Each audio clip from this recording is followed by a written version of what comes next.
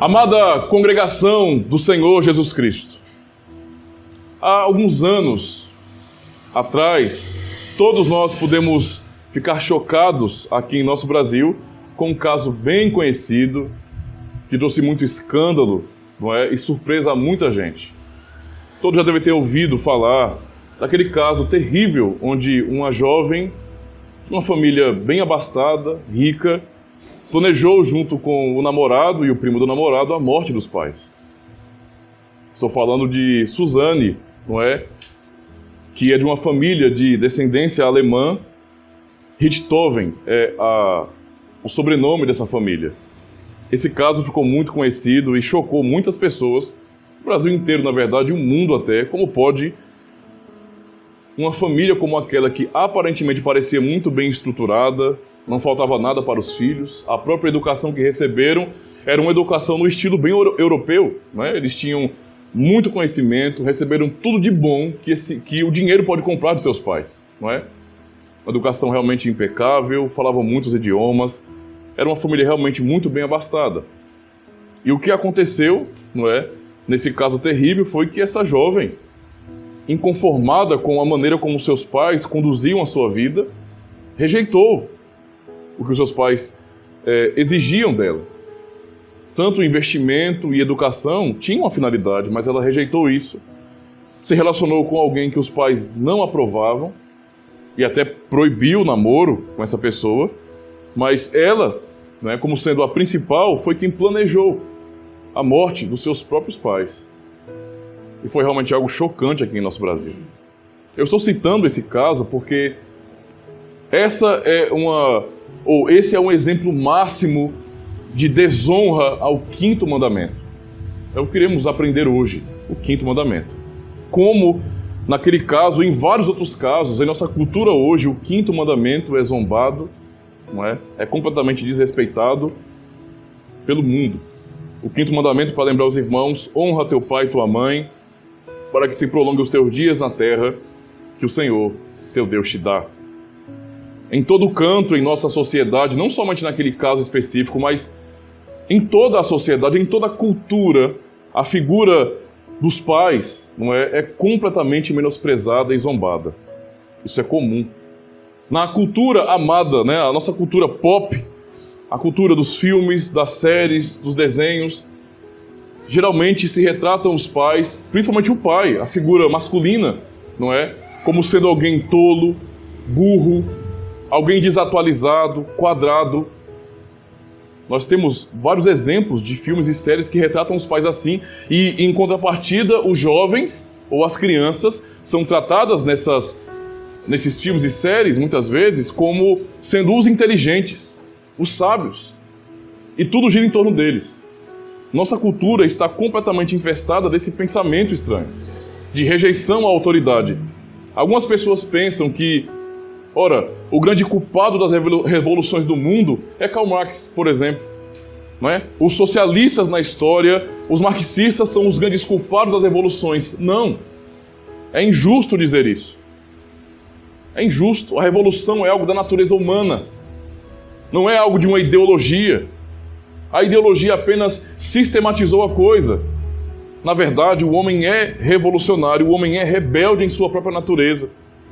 E por isso nós vemos esse descaso com a figura da autoridade. Então todo levante, toda revolução que vemos desde o começo do mundo, desde o primeiro pecado, é essa demonstração. E quando olhamos para o conceito de autoridade que o quinto mandamento nos ensina, percebemos o grande descaso, não é, que existe com relação à obediência e à honra à autoridade. Basicamente, o que as pessoas têm aprendido, em nossa geração principalmente, é que, por exemplo, os filhos, não é, que recebem em seu lar o conceito de autoridade através de seus pais, primeiramente, esses filhos são servidos pelos seus pais. Completamente servidos. A preocupação dos pais nos dias de hoje é: meu filho, o que você quer? Meu filho, qual é a sua vontade? Fale o que você quer para que eu possa realizar todo o desejo do seu coração. Isso é a reflexão que nós temos em nossa sociedade sobre a questão da autoridade. Os papéis foram completamente invertidos e os filhos são ensinados em nossa cultura que eles têm a primazia e que as coisas mais importantes da vida é que os seus desejos sejam realizados. O exemplo do que eu citei no início, aquele caso terrível, não é? É forte e aponta justamente para essa realidade. Pessoas que são ensinadas, não é?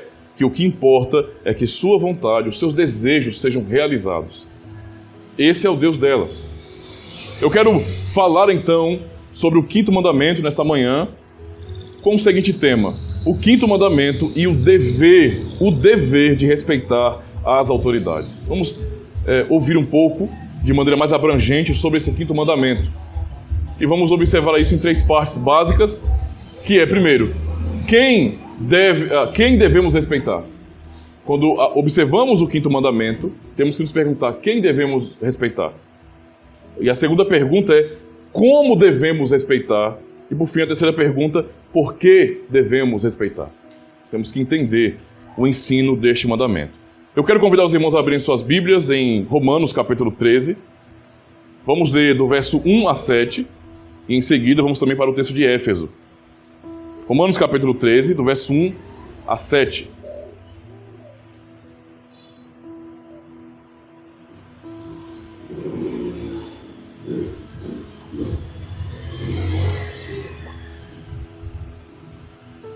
Romanos capítulo 13, do versículo 1 ao versículo 7, que diz bem assim: todo homem esteja sujeito às autoridades superiores, porque não há autoridade que não proceda de Deus, e as autoridades que existem foram por ele instituídas, de modo que aquele que se opõe à autoridade resiste à ordenação de Deus, e os que resistem trarão sobre si mesmos condenação. Porque os magistrados não são para temor quando se faz o bem, e sim quando se faz o mal. Queres tu não temer a autoridade, faze o bem e terás louvor dela, visto que a autoridade é ministro de Deus para o teu bem. Entretanto, se fizeres o mal, teme, porque não é sem motivo que ela traz a espada, pois é ministro de Deus, vingador, para castigar o que pratica o mal. É necessário que lhes estejais sujeitos, não somente por causa do temor da punição, mas também por dever de consciência. Por esse motivo também pagais tributos, porque são os ministros de Deus, atendendo constantemente a este serviço. Pagai a todos o que lhes é devido. A quem tributo, tributo. A quem imposto, imposto. A quem respeito, respeito. A quem honra, honra. O segundo texto é o texto de Efésios capítulo 6. Efésios 6, do verso 1 a 9.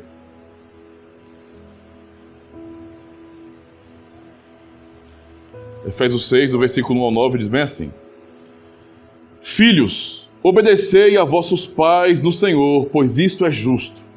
Honra a teu pai e a tua mãe, que é o primeiro mandamento com promessa, para que te vá bem e sejas de longa vida sobre a terra. E vós, pais, não provoqueis vossos filhos à ira, mas criai-os na disciplina e na admoestação do Senhor.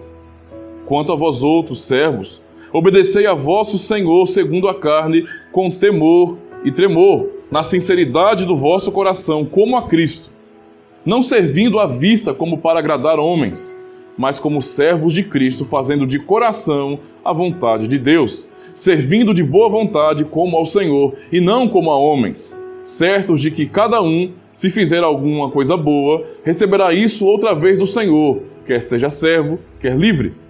E vós, senhores, de igual modo procedei para com eles, deixando as ameaças, sabendo que o Senhor, tanto deles como vosso, está nos céus, e que para com ele não há acepção de pessoas. Eu ainda quero ler a pergunta do dia do Senhor 39, de nosso catecismo. É só uma pergunta, a pergunta 104, onde temos justamente a explicação do que é exigido no quinto mandamento, que diz assim: o que Deus exige no quinto mandamento? Resposta: que eu demonstre toda honra, amor e fidelidade ao meu pai e à minha mãe, e a todos os meus superiores, que eu me submeta devidamente à sua boa instrução e disciplina, e que também seja paciente com as suas fraquezas e defeitos, pois é a vontade de Deus nos governar pelas mãos deles. Não é? Então, esse é basicamente o resumo do ensino acerca do quinto mandamento. Observando então, irmãos, esses textos, vamos então responder a pergunta: quem devemos respeitar? O mandamento diz: honra pai, não é? Honra teu pai e tua mãe. Desde o início da nossa vida, irmãos, Deus quer nos ensinar a importância de respeitar as autoridades. Os nossos pais são as primeiras autoridades que encontramos em nossa vida. A família, nesse sentido, então, é uma pequena sociedade, não é? Ela é o início dessa sociedade. No lar, aprendemos boas maneiras, aprendemos como tratar as outras pessoas com respeito, não é? E aprendemos a respeitar e obedecer às autoridades. É assim que um lar deve ser. A família é a unidade, então, básica da sociedade. Uma sociedade forte que funciona bem está composta de famílias que funcionam bem. Isso se aplica à igreja também. Porque, afinal de contas, a igreja é o quê? Justamente a reunião das famílias, para formar uma família. Então, isso tem muitas implicações para nós. Se não aprendemos a obediência à autoridade logo no lar, como vamos então seguir, não é, a verdade, o princípio, e obedecer ao professor na escola, obedecer ao patrão no trabalho, à polícia na rua, ao governo do país e mesmo aos presbíteros da igreja? Se nós não somos ensinados nesses princípios, todo o conceito de autoridade é jogado por terra, e a pessoa que então tem essa dificuldade, tem revolução em seu coração e não aprendeu a lutar contra isso e se submeter à autoridade, terá dificuldade em todas as áreas da vida, não é? E inclusive também na própria igreja. Aprendemos então que o quinto mandamento não se dirige apenas aos filhos, não é? Às vezes é fácil pensarmos bem assim: ora, Deus está dizendo para os filhos honrarem os seus pais. Significa dizer então que o objetivo claro do mandamento é simplesmente tratar de filhos rebeldes. E não. O mandamento não fala somente sobre isso. Por isso que Paulo, quando ele cita o quinto mandamento e aplica à igreja de Éfeso, bem como a nossa hoje, né? Ele cita justamente também a responsabilidade dos pais quanto a isso. Esse é o propósito de Paulo.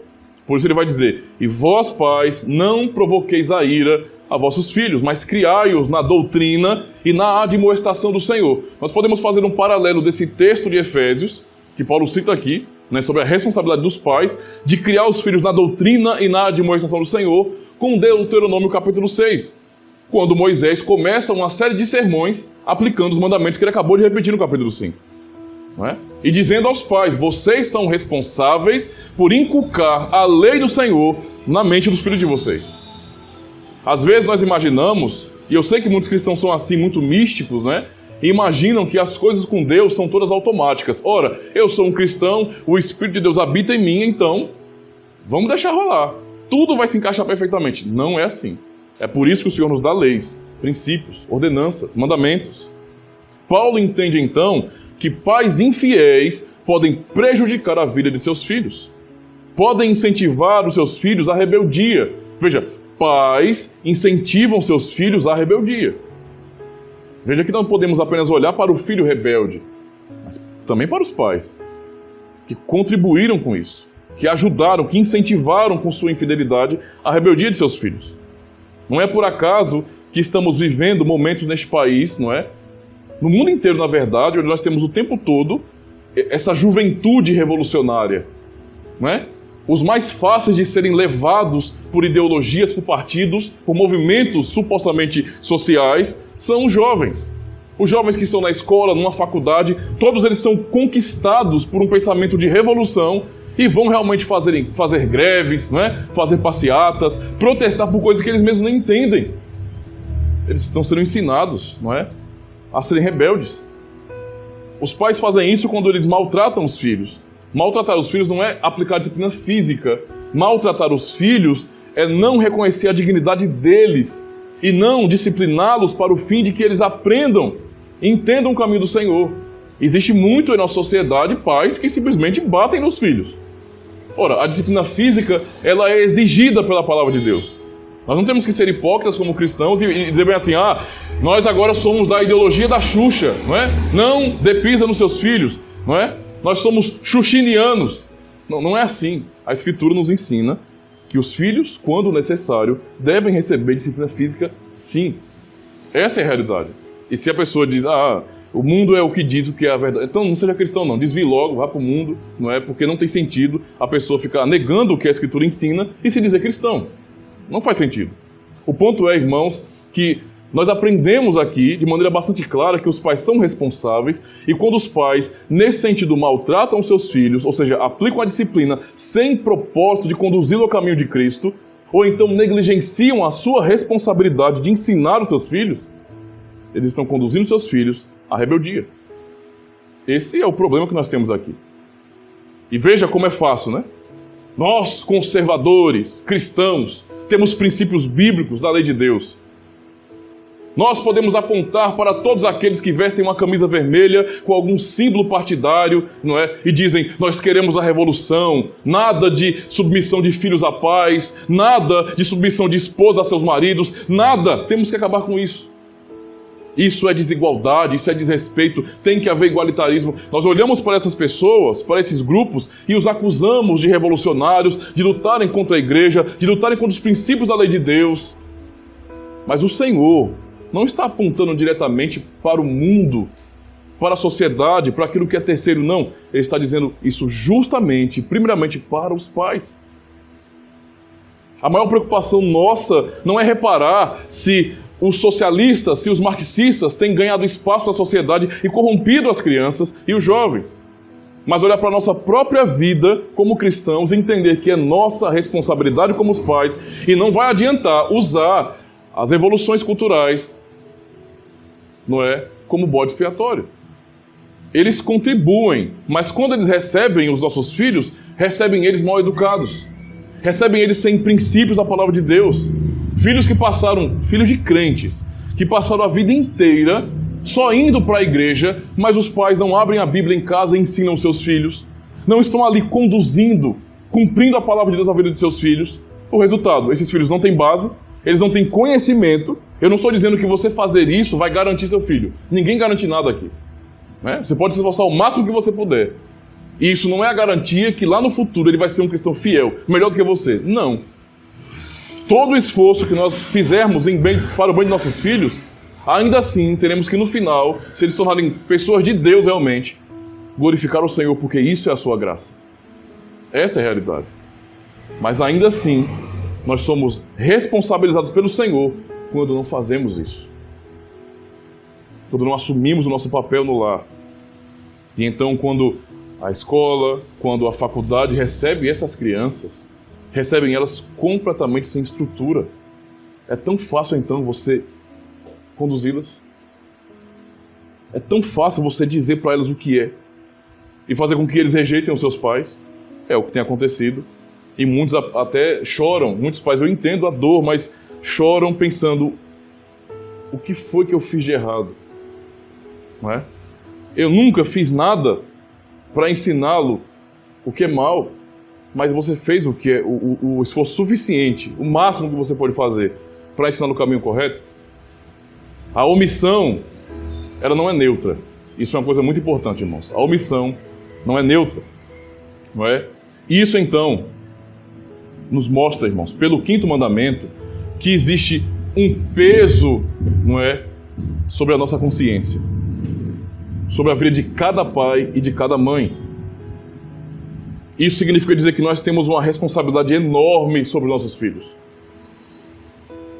Enorme. O mandamento diz, honra teu pai e tua mãe. A palavra honra nesse mandamento, ela significa justamente um peso. Não é peso físico, é peso de responsabilidade, de importância. A autoridade dos pais, então, é um peso, não é, de importância na vida de seus filhos. E se isso não for compreendido pelos pais e assumido por eles, certamente os filhos não vão aprender o caminho correto, o caminho certo, o caminho de Deus. Não é? Um pai que sempre está, então, tratando os seus filhos de forma leviana, está incentivando seu filho a pecar contra o quinto mandamento. Ou seja, quando Paulo diz, não provoquei vossos filhos à ira, é justamente isso. Quando os pais estão, nesse sentido, tratando os filhos de maneira leviana, sem respeito, sem disciplina, sem ensinar como as coisas funcionam. Às vezes imaginamos que amar os filhos, não é, e fazer o bem para eles é deixar para lá, quando na verdade deixar para lá está destruindo a vida deles. Destruindo, porque o princípio que poderia ser aprendido com um não, um castigo ou uma disciplina física, está sendo negado a esse filho. Isso será um prejuízo terrível para a vida dele. Pais assim não estão respeitando ou amando seus filhos, não é?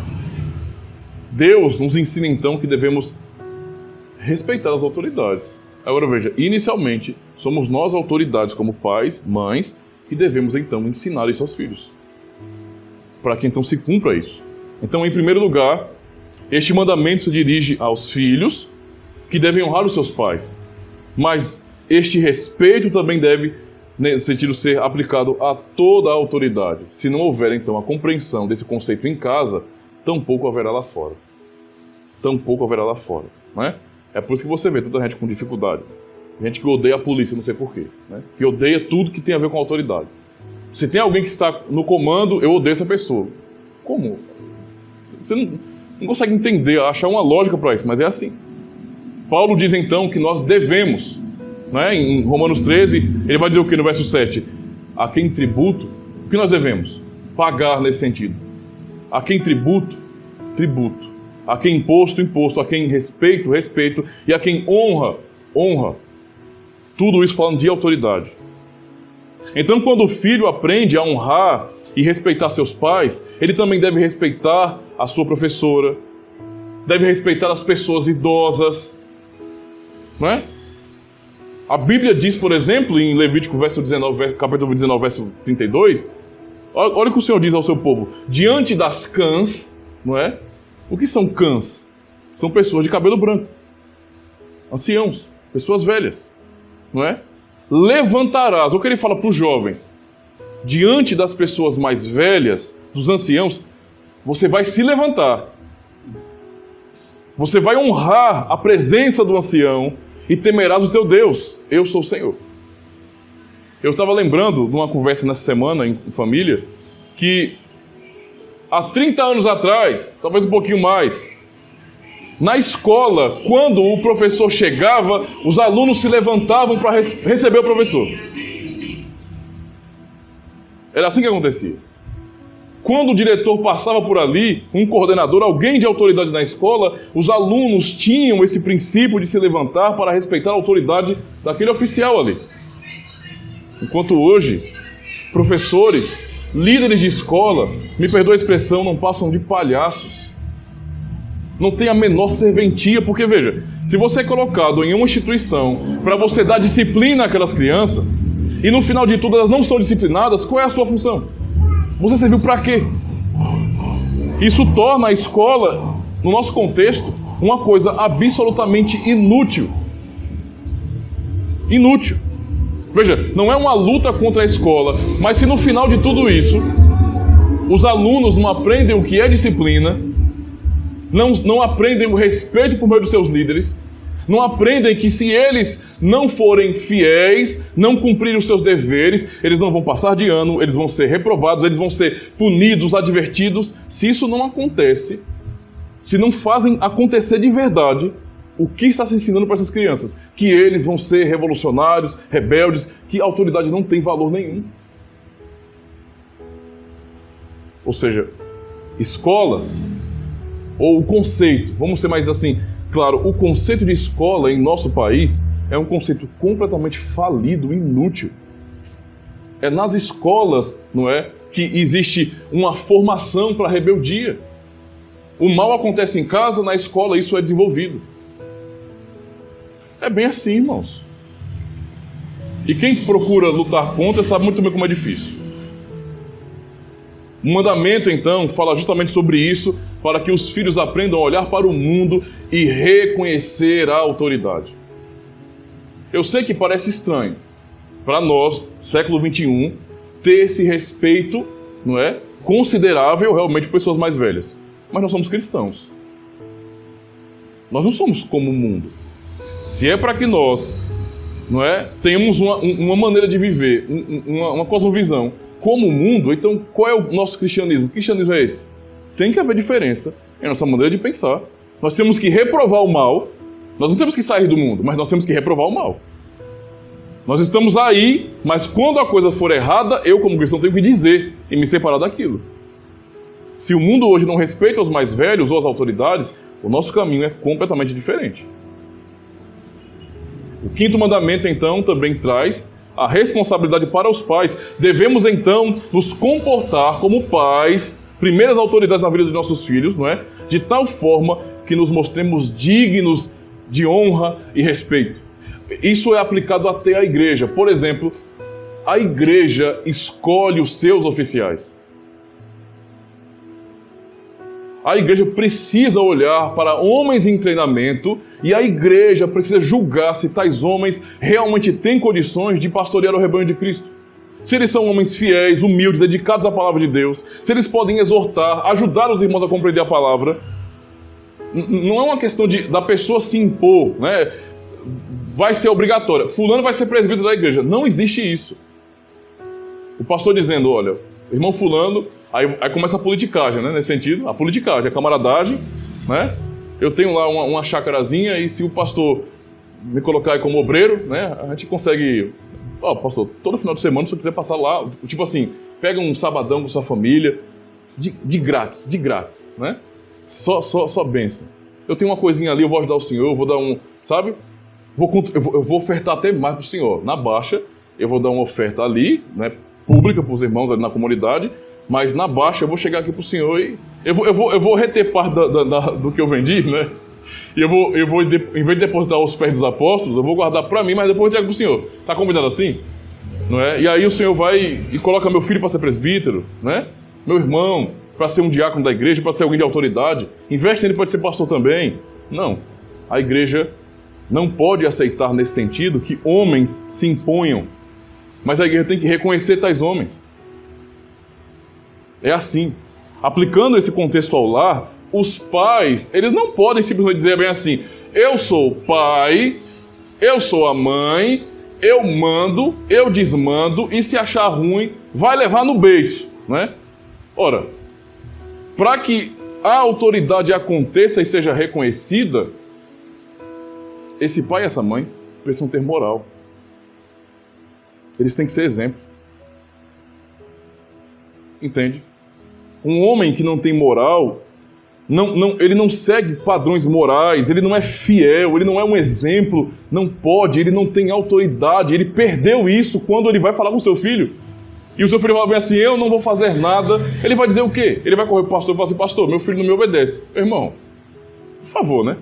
Você vai querer que eu faça o quê? Que eu torture o menino, que eu dê uma pisa, que eu bote ele de castigo, que eu bote ele numa solitária? Que eu faça o quê? Você é exemplo na vida dele? Não, então por que você está reclamando? A autoridade, nesse sentido, ela precisa ser revestida de moral, de dignidade. Senão não funciona. Você tenta imaginar, em termos de lar e em termos de igreja, imagine que há um homem que quer ser pastor.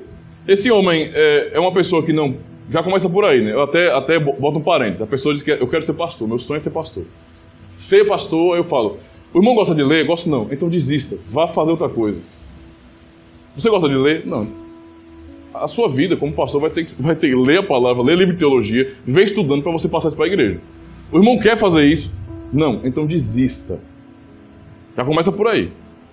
Não é? Ou então o irmão diz bem assim, eu não sou um homem de oração. Misericórdia. Como é que você vai incentivar os cristãos a orar, a buscar a Deus, se você não gosta disso? Para você é uma coisa penosa. Entende? Tudo isso tem que ser observado, porque a autoridade dessa pessoa como um ministro vai ser reconhecida pela própria igreja. Ou seja, se reconhece tais dons, não é? E por conta disso, a relação de submissão e autoridade na igreja não é uma coisa forçada. É bem natural, não é? A não ser que alguém seja realmente rebelde, para mesmo tendo o testemunho, ainda assim não submeter. Não é?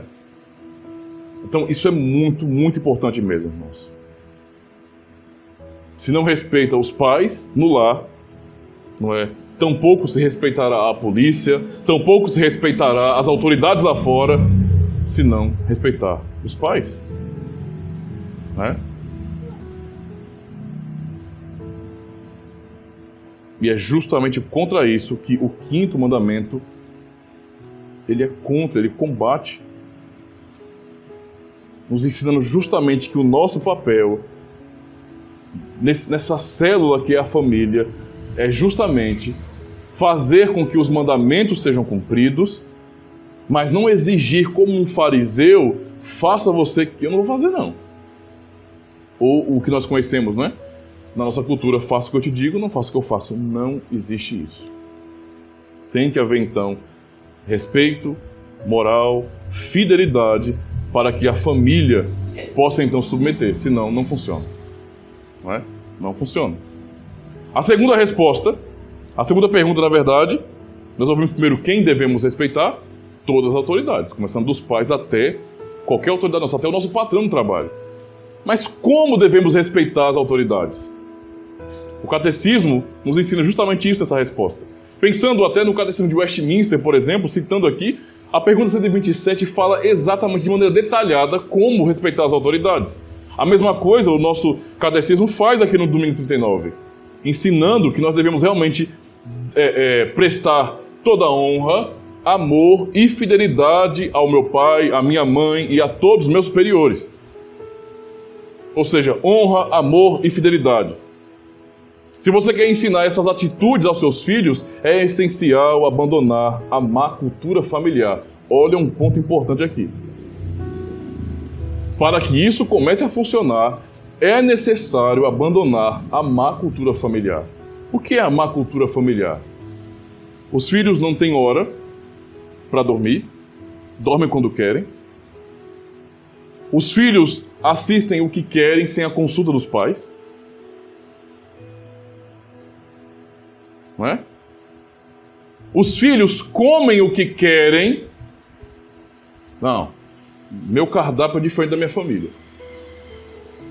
Aí o pai e a mãe, agindo de maneira muito tola, ele vai fazer um cardápiozinho específico, a lista de compras para a criança. Isso aqui é a comida do fulano, essa aqui é a nossa. Por quê? Porque ele não gosta do que nós comemos.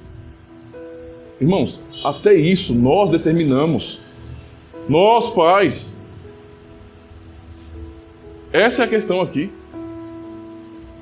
Quando eu não dou ordem para dizer bem assim, vamos assistir, não vamos assistir, pode, não pode, vai dormir essa hora e não tal hora. Se eu não fizer isso, o que eu estou ensinando para meu filho? Que eu sou um pai legal? Não. Que eu sou um banana. Que eu sou um tolo.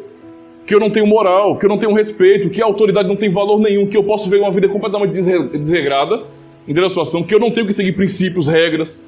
Imagine esse jovem chegando aos seus 18 anos, indo para o mercado de trabalho. Vai ser um bom funcionário? Não, não vai. Ele não aprendeu a acordar cedo. Ele não vê nem isso na vida dos pais com relação à vida na igreja. Como é que ele vai, no mundo, testemunhar da glória de Cristo? Do amor de Cristo? Não vai. Porque isso não é uma coisa automática.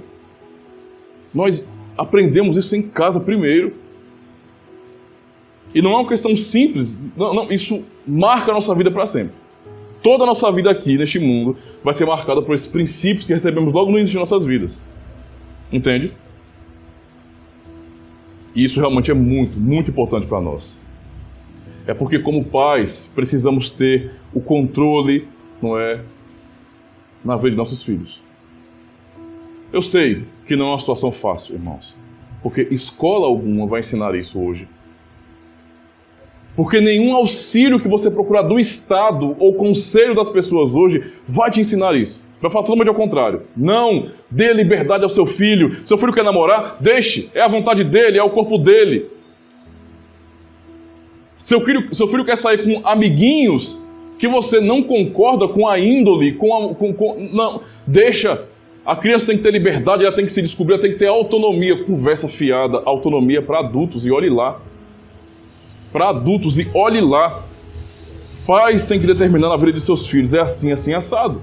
E eu sei que existe uma preocupação nossa, como pais, mas se eu for ser desse jeito bíblico, não é? Haverá uma tensão muito ruim entre mim e meu filho.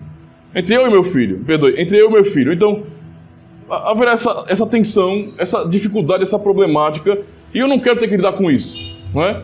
Com cara feia, com desgosto. Eu não quero ver filho chorando, triste, depressivo. Minha vida vai se acabar.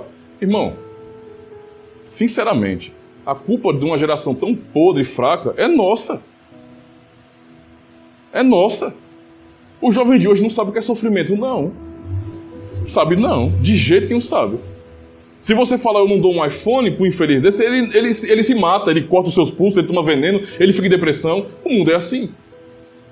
Mas cristãos não podem aceitar isso como uma coisa normal, porque não é. Nós precisamos olhar para essa realidade e a nossa preocupação máxima não é em servir os nossos filhos. Nós temos um rei que é Cristo e os nossos filhos não é esse rei. Nossos filhos não são autoridade na nossa vida. É Cristo que nós temos que honrar em nossa família. Ora, que bom. Eu dou graças a Deus quando uma família teve princípios assim. Eu não posso, meu Deus, o Senhor sabe, eu não posso reclamar na minha vida de nenhuma pisa que eu levei dos meus pais. Tudo foi pro meu bem.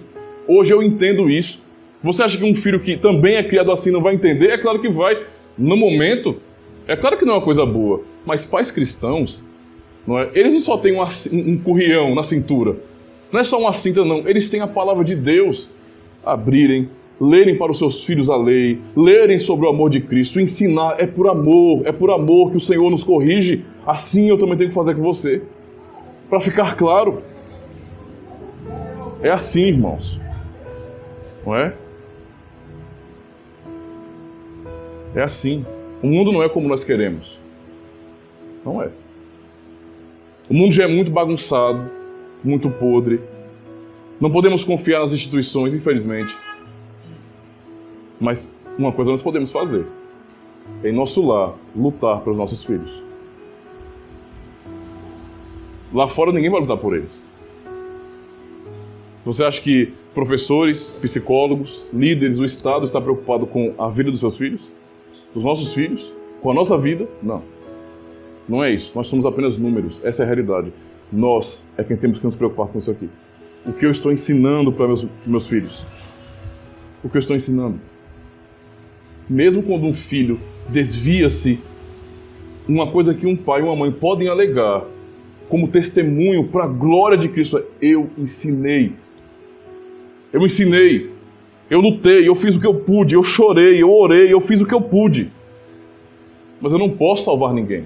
Se eles não quiserem, é problema deles, mas eu fiz o que eu pude. Mas eu não vou ter o peso na consciência. Um pai cristão que está fazendo a sua parte não terá o peso na consciência se por acaso o seu filho não for um crente fiel também, não é? De ele entender que ele é assim e eu sou responsável por isso. Não vai ter esse peso. Cristo vai ser glorificado e esse é o ponto central aqui. A criação dos filhos, então, e agora eu chamo a atenção para a nossa realidade. Nós somos cristãos reformados. E se tem um grupo dentro da cristandade que dá ênfase à aliança, somos nós. Nossos filhos são filhos da aliança, filhos do pacto. A educação deles não pode ser igual à do mundo. Não pode. Qual é o ideal? O ideal para nós é que em cada cidade houvesse uma escola cristã confessional. Isso seria uma bênção, mas é uma coisa praticamente utópica para nós. Alguns irmãos conseguem ter essa bênção em suas cidades, em seus bairros. Não é o nosso caso aqui, e não é o caso da maioria dos cristãos. A realidade não é essa. Então nós temos que, às vezes por força, não é do Estado, mesmo sem querer, vamos lá, tem que ir para a escola? Então beleza. Lá ele vai estar submetido a uma educação completamente ruim, completamente marxista. Lá ele vai estar se relacionando com crianças completamente ímpias, que não têm a mínima educação, que não são cristãos, que não têm a mesma cosmovisão aprendida dos pais. Lá eles vão ser instigados e provocados e tentados, não é? Por jovens da idade deles que fazem o que querem. Tudo isso vai acontecer com eles. Eu posso deixar eles entregues então à escola, ao Estado, nesse sentido, e confiar que vai ficar tudo bem. Ou eu posso, como um pai cristão, ou uma mãe cristã, entender que eu tenho um papel fundamental de lutar pela vida dos meus filhos. Veio de lá para cá? Beleza. O que for de ruim que você aprendeu, nós vamos jogar no lixo agora. O pouquinho que nós podemos dar, o simples ato de você, na sua casa, na hora que você puder escolher, na melhor hora para você abrir a sua Bíblia, com a sua família, ler, orar. Irmãos, isso é uma grande bênção. É um pouquinho. Mas isso vai ficar marcado no coração da sua família, dos seus filhos. Marcado. Aqui em nosso lar, nós abrimos a palavra de Deus para ouvir, para aprender, para entender, para refletir. Nossos pais conversam sobre assuntos que para o mundo é tabu. Para nós, para eu, não é? Para os irmãos, alguns irmãos aqui que já têm filhos criancinhas, filhos adolescentes, tudo isso tem que ser muito bem absolvido para que a gente possa ajudar nossos filhos a lutar contra o pecado lá fora. Porque do jeito que é duro para nós, é para eles também. E ainda para eles é pior, porque eles têm menos experiência. Entende a situação? Como isso é importante para a nossa compreensão. Veja aonde o 5º mandamento chega, irmãos, não é? Chamando a nós, pais, para assumirmos o nosso papel. Olha um detalhe importante que a educação cristã, pactual, nos traz. Eu refleti sobre isso com minha família essa semana, após o almoço. 1 de Reis 2, verso 19, nós temos o relato de que o rei Salomão, não é? Quando coroado, quando assumindo o trono de seu pai Davi, aquele homem que tinha autoridade, quando sua mãe, Batseba, chegou ali na sala real para falar com o rei, sabe o que ele fez? No que o verso nos ensina aqui?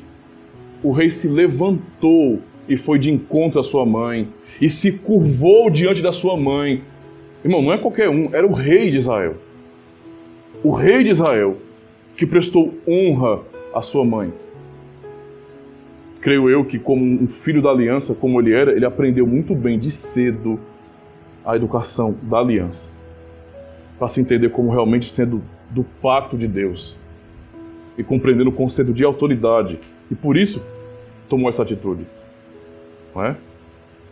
A Bíblia diz então em Provérbios 22, verso 6, ensina a criança no caminho que deve andar, e ainda quando for velho, não se desviará dele. Ou seja, o que você aprende no seu lar vai ficar na sua vida até o último dia. Essa é a realidade. O que você aprender aqui vai, andar com você até o último dia da sua vida.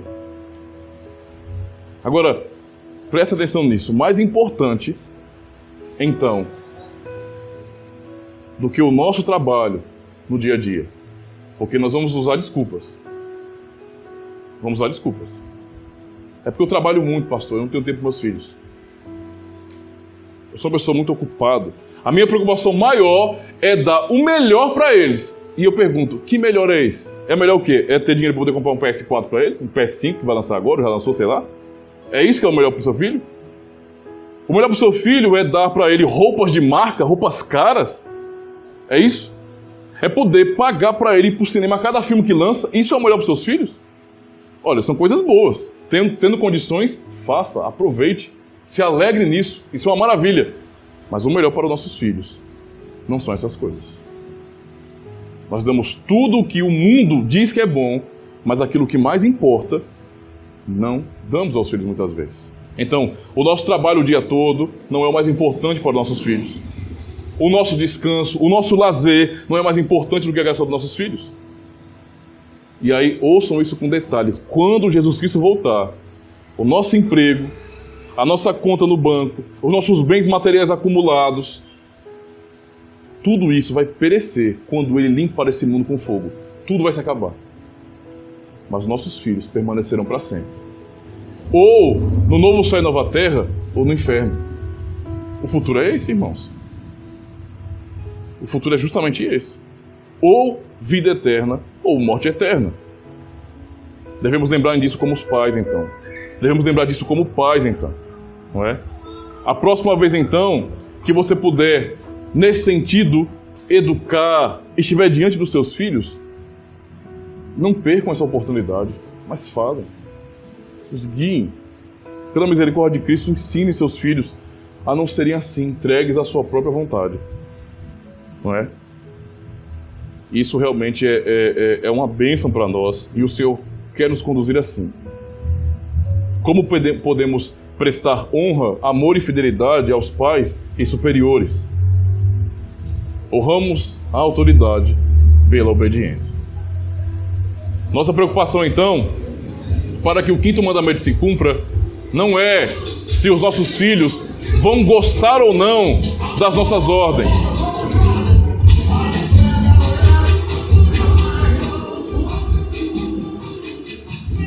Nossa preocupação como pais é, primeiramente, que eles aprendam o que significa autoridade e que obedeçam. Cara feia não faz diferença nenhuma. Choro, tão pouco. Parece um negócio, coiote ou lobo, né? Tão pouco. Não. Vai ficar com raiva? Fique.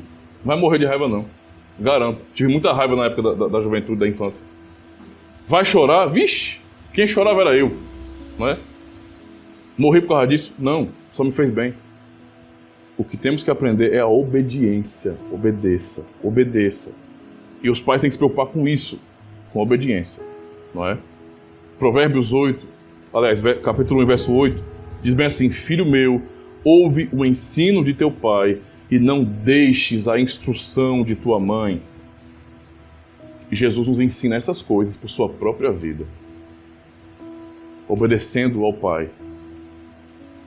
E não só isso, mas a sua mãe na terra, aos seus pais terrenos, ele também honrou. Sua vida foi de perfeita obediência, nos ensinando que o nosso papel como filhos é sim nos submeter à vontade de nosso Pai. Não é? É isso que aprendemos acerca do 5º mandamento. Eu quero responder então a última pergunta. Por que devemos respeitar a autoridade? Por quê?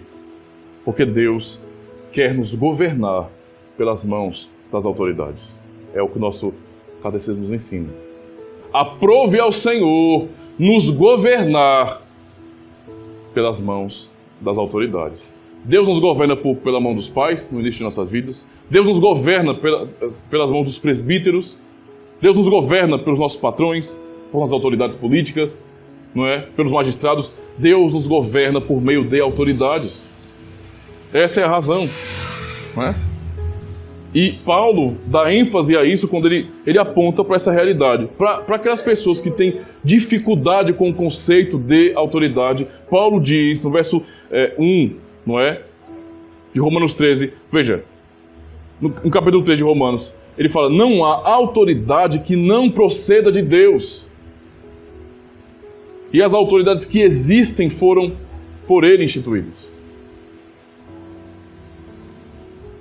A autoridade vem do Senhor. Ele é a fonte da autoridade, não é? E ele vai dizer no verso 3 ainda: de modo que aquele que se opõe à autoridade resiste à ordenação de Deus, e os que resistem trarão sobre si mesmos condenação. Ou seja, em última análise, quando eu não obedeço os pais, não honro os meus pais, ou também não honro os meus superiores fora do meu lar, o que eu estou fazendo com isso? Eu estou desonrando ao próprio Deus. Não é uma questão simplesmente, porque eu não gosto de fulano, então eu não obedeço. Eu quero saber se ele é líder? Não é? A questão não é essa. A questão é que quando nós desonramos as autoridades aqui, constituídas por Deus, estamos desonrando ao próprio Deus. É uma revolução contra Ele. Eu vou fazer uma revolução contra a igreja, vou fazer uma revolução contra o sistema, blá, blá, blá, blá. No fim, toda revolução é contra o Senhor. Toda. Não é? E isso realmente é uma coisa muito séria para nós. Resistir, não é, à autoridade é rebelião contra Deus. É rebelião contra o Senhor. Toda atitude minha de rejeição da autoridade é contra o Senhor. O que uma pessoa da sociedade está fazendo, não é? Eu sou conservador, né? Eu sou cristão, sou conservador, né? O que essa pessoa está fazendo quando ela ridiculariza a autoridade? Ela está ridicularizando Deus. Entendam, eu não tenho que gostar de nenhuma autoridade civil. A autoridade pública, eu não tenho que gostar. Eu não tenho que nutrir meu coração de amores por ninguém nesse sentido. Mas o fato é, ali tem um oficial, um líder legítimo do povo.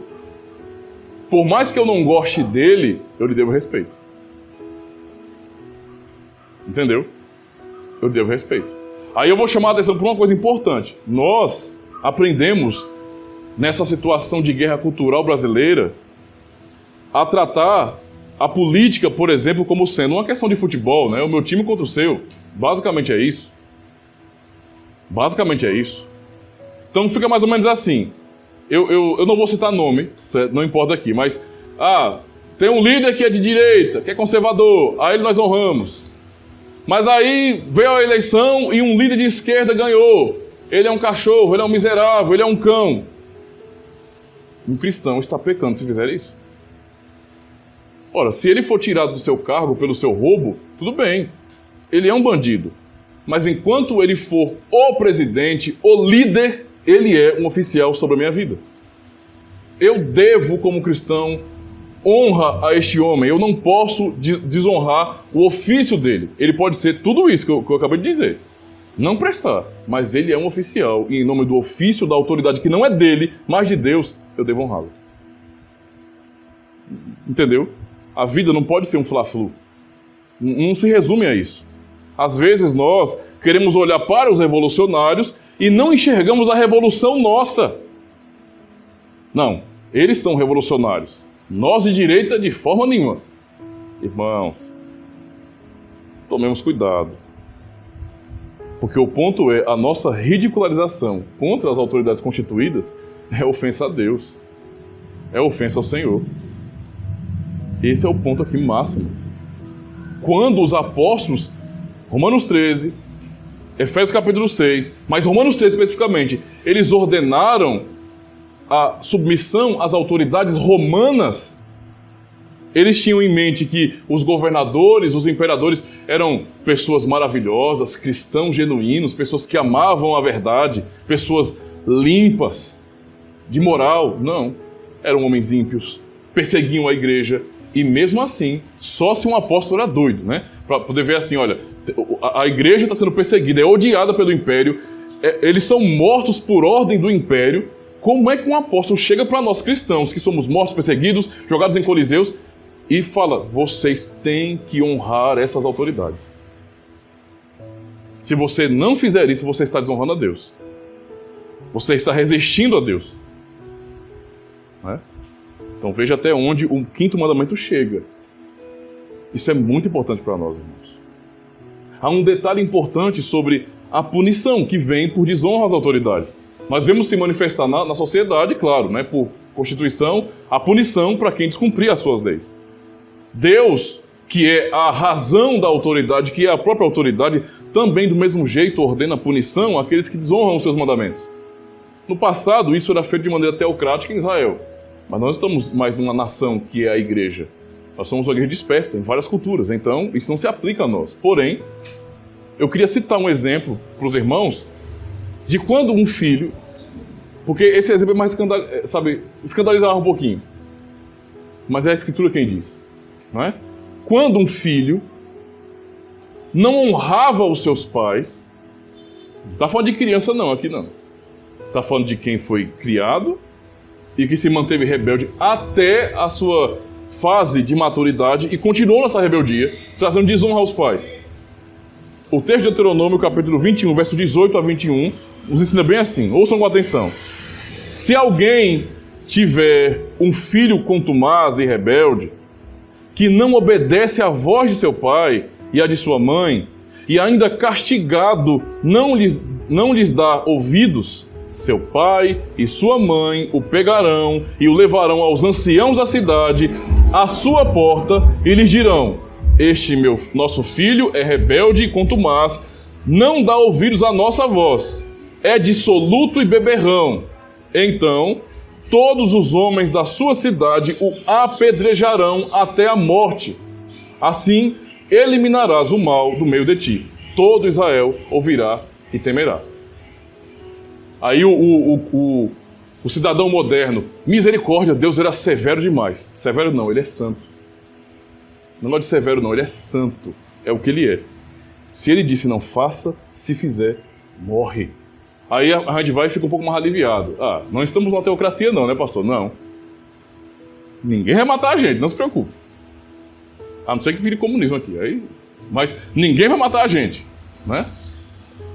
O pastor não vai visitar um membro da igreja com uma espingarda na mão, né? Os irmãos sabem que eu pratico uma arte marcialzinha. Eu não vou fazendo nenhum kata para ninguém ver. Eu não ameaço ninguém. Veja, isso não se aplica a nós. A questão da morte. Como é que se aplica o princípio do mandamento aqui? Ou da ordem do Senhor? Excomunhão. No passado, a pessoa era morta. Hoje, a pessoa é excomungada. Esse é o princípio aplicado. Entendeu a situação? Nós temos que olhar para Deus, para a sua glória, para quem Ele é, e não ficarmos ofendidos quando, nesse sentido, uma coisa como essa acontece. Porque isso é para a glória de Cristo. É para a glória de Deus. O pensamento aqui não é o mal da pessoa. Você está exortando, e isso vale para um filho. E aqui eu chamo a atenção para uma coisa importante. Veja, eu não estou ensinando isso. Irmão, faça isso. Cada um sabe o seu próprio contexto, mas entenda a realidade. Como é que se aplica isso? Porque o contexto aqui é de filho. Filho. Você ensina o seu filho cresce e o seu filho continua em rebeldia contra você. Você é o pai. Você é o líder daquele lar, junto com sua esposa. Aí o seu filho, com seus 18 anos de idade, 17 anos de idade, já está ali. Ele está ali, mora na sua casa, mas o seu filho te desrespeita, te desonra. O seu filho não chega a hora que você disse, olha, fulano, chega tal hora porque eu vou fechar o portão. O seu filho não está nem aí para isso. Seu filho se envolve com gente que não presta, faz essa bagaceira todinha, traz vergonha a você e sua família. Qual é a atitude de um pai cristão? Fora da minha casa. Isso é duro demais, pastor. Diz isso para o Senhor, porque está escrito aqui na palavra dele. É a palavra de Deus. O ponto aqui não é vai doer. Vai doer, com certeza, irmão, a gente vai chorar muito. Deus nos livre de uma tristeza dessa. Mas o ponto é, Cristo tem que ser honrado. É isso que o 5º mandamento nos ensina. A autoridade tem que ser exaltada sempre. Quando nós deixamos para lá, estamos colocando em xeque a santidade de Deus.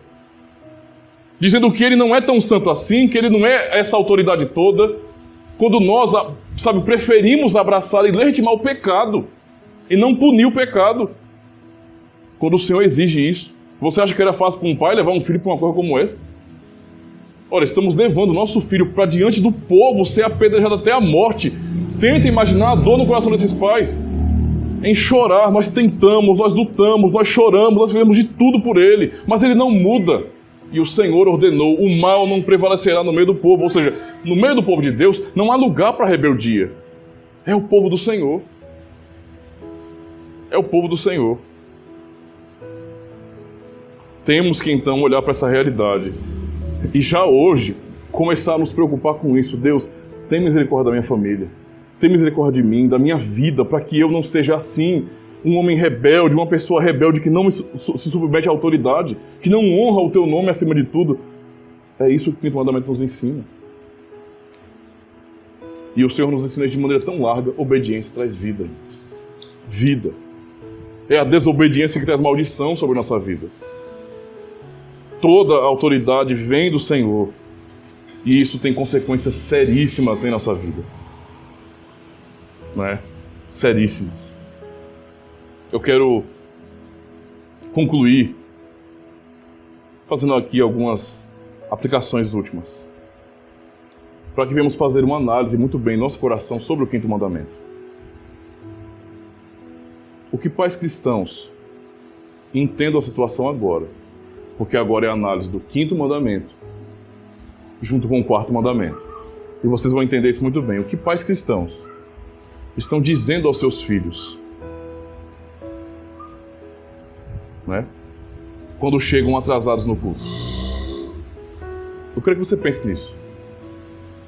Você tem a sua criança e você está ensinando que você não tem que ter esse compromisso com o Senhor. Você não vai poder exigir se um dia ele for exortado pelo presbítero quando for maior e for tirado da igreja. Você não vai poder ficar com chororô e reclamando, porque você não está ensinando a fidelidade ao seu filho. O 5º mandamento fala sobre isso.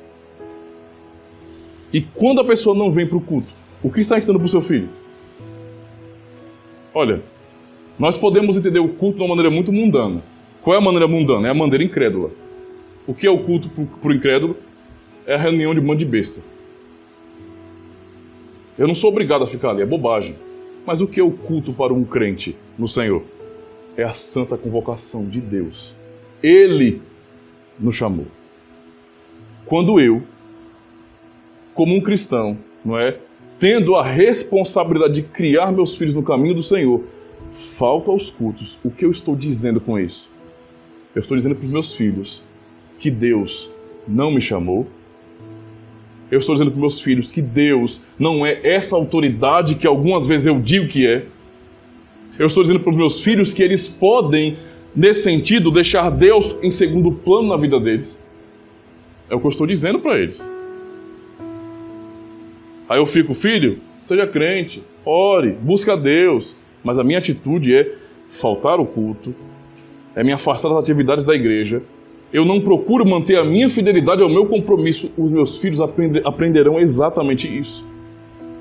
A serem infiéis, a serem irreverentes, a chegarem atrasados, a faltarem um culto quando quiserem faltar, por motivos banais, por tolices e ficar inventando desculpas, como muitos fazem. Não!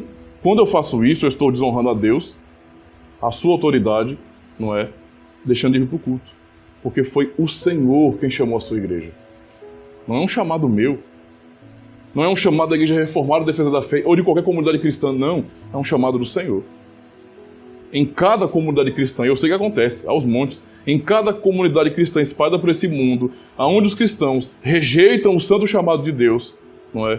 Estão menosprezando a autoridade de quem o chamou. Imagine que o prefeito te convoque.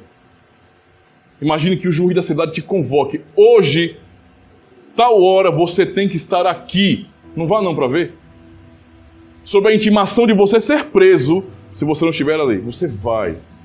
Vai chegar num fórum popular, diante de um juiz. Vai chegar bem vestido, muito bem composto. Né? De bermuda? Não. Cadê o uso e costume? Mas não é isso. O ponto não é esse, não. Em nome de honrar a autoridade, a pessoa vai obedecer. Quando nós pensamos na igreja, no povo de Deus, não é diferente, irmãos. Guardem no coração de vocês, é a palavra do Senhor, não é? Nosso coração, eu sei que pesa nesse momento, de todos nós. Nós somos pecadores. As nossas falhas, os nossos pecados, não é? Vêm à nossa mente ao ouvir o que a lei nos está nos ensinando. Mas o propósito dela é justamente isso. É que nós venhamos entender o que o Senhor exige, e isso pesa em nosso coração, para logo depois vir a atitude cristã. Arrependimento. Senhor, me perdoa, porque eu não posso me esconder da Tua palavra, eu sou assim. Eu sou assim. Quando olho para os Teus mandamentos agora me dizendo, tocando lá no meu coração, de maneira viva, eficaz, cortante, penetrando até a minha alma, eu sei que eu tenho falhado com o Senhor. E a nossa atitude agora, pelo que a lei nos ensina, é justamente isso, é clamar ao Senhor, é clamar a Cristo, Senhor, nos perdoe. Tem misericórdia de mim, Senhor. Eu sou fraco, sou miserável, eu preciso da Tua ajuda. E fazer o que nós aprendemos a fazer. Deus, olhe para o Teu Filho, não olhe para mim. Nossa atitude diante da lei de Deus é justamente essa. Não como um fariseu, está tudo muito bem, está tudo ok. Não, é totalmente o contrário. É diante do Senhor, não ficarmos nos justificando, inventando desculpas, mas como publicano. Curvar-nos diante do Senhor, nos sentindo realmente indignos e batendo no nosso peito dizendo, Senhor, tem misericórdia de mim, eu não tenho o que dizer. Eu pequei, Senhor. Eu pequei. E termos a esperança, irmãos, de que apesar de nossas falhas, de nossos pecados terríveis contra o Senhor, Cristo, o nosso sumo sacerdote, continua ali no céu, firme em seu trabalho em nosso favor. Por mais que eu falhe, por mais que eu erre, ainda assim, Jesus Cristo não sai de sua posição, Ele está ali firme por nós, a destra de Deus intercedendo por sua igreja. É isso que nos mantém aqui. e Ele continua a nos falar, a nos mostrar nossos pecados e a nos conduzir ao arrependimento, a nos constranger pelo seu amor. Porque apesar disso, Ele continua ali, orando por nós, orando, se apresentando a Deus em nosso lugar sempre. Nós somos filhos infiéis, pais infiéis, mas aonde nós falhamos?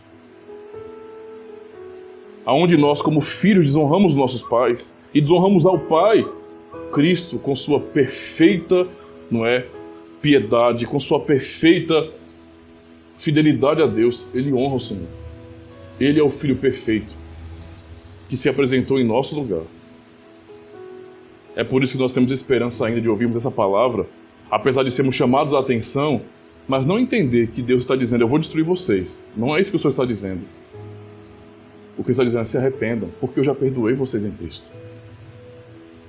Olhem para Jesus Cristo.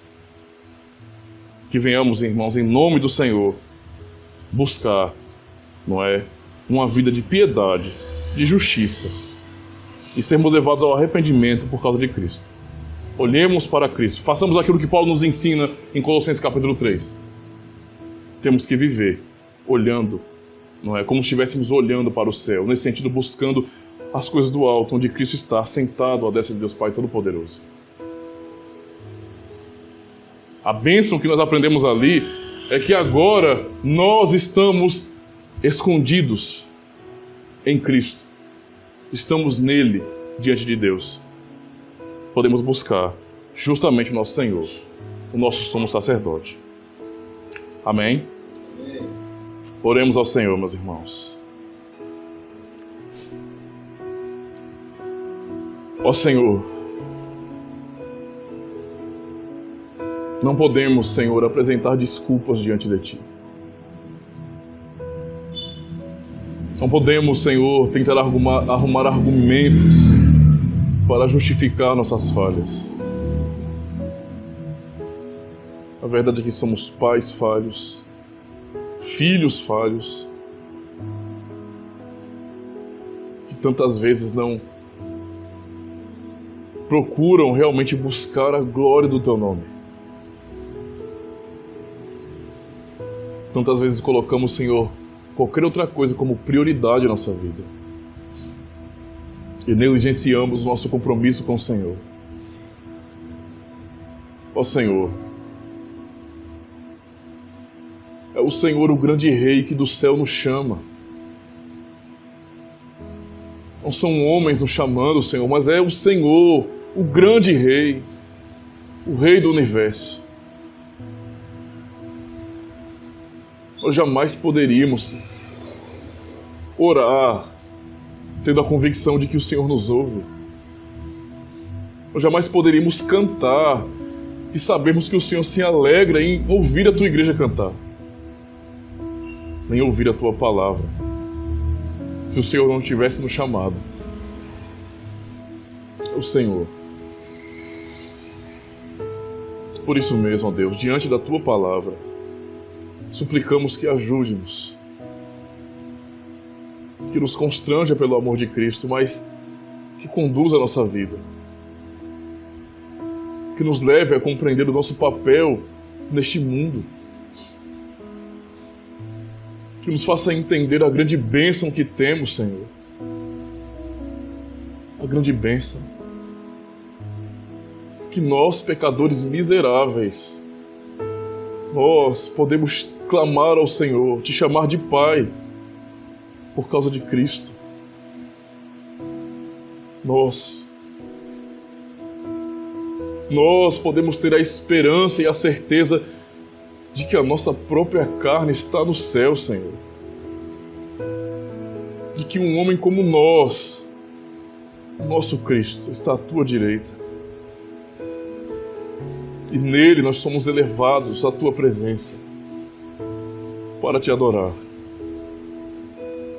Temos toda a esperança, Senhor.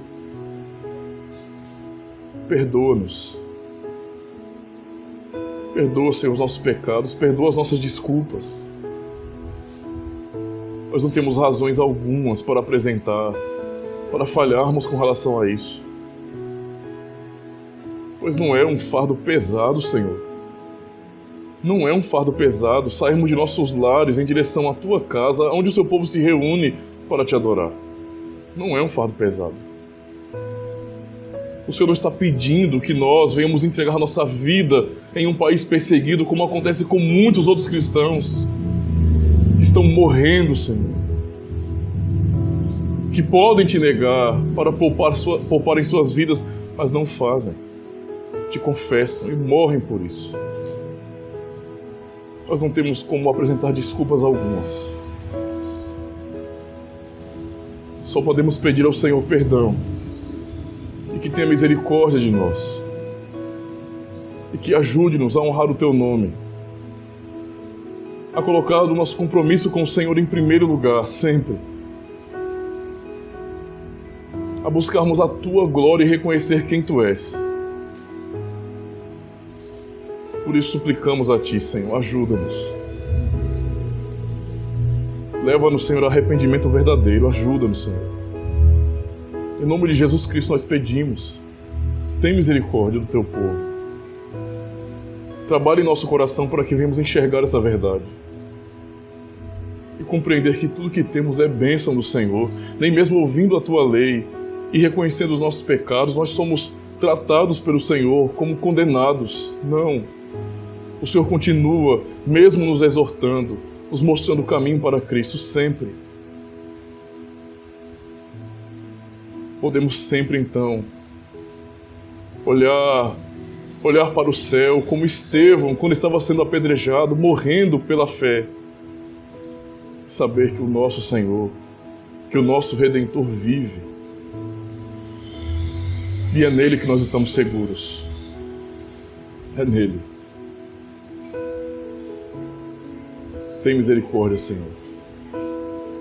Abençoa o Teu povo, para que a fé da Tua igreja seja realmente materializada em nossa vida,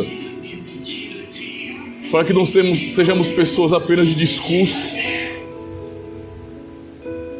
mas que, em nome de Cristo, por amor ao Senhor Jesus Cristo, queremos buscar uma vida piedosa, Senhor. Uma vida piedosa. Perdoa-nos por nossas falhas contra os nossos pais. Perdoa-nos, Senhor, por nossas falhas com relação à igreja, por nossa atitude com relação aos nossos líderes, às autoridades que o Senhor constituiu sobre nossa vida. Perdoa-nos, Senhor. E ajuda-nos a sermos como Cristo, a ter prazer na Tua vontade, Senhor. A como o salmista canta, amar a Tua lei. Ajuda-nos, para que o Teu nome seja honrado em nós. Para que nós venhamos, sim, diminuir e o Senhor crescer sempre, sempre em nossa vida. Tem misericórdia de nós, Senhor. Suplicamos que nos abençoe durante todo o dia, ó Deus. E ajude-nos a fazer a Tua vontade. E logo mais à noite, Senhor, haja alegria em nosso coração e sairmos de nossos lares para vir Te adorar, para louvar o Teu nome. Muito obrigado, Senhor, pela esperança que o Senhor nos dá, pelo perdão garantido a nós em Jesus Cristo. É em nome dele que nós oramos. Amém. Graças a Deus.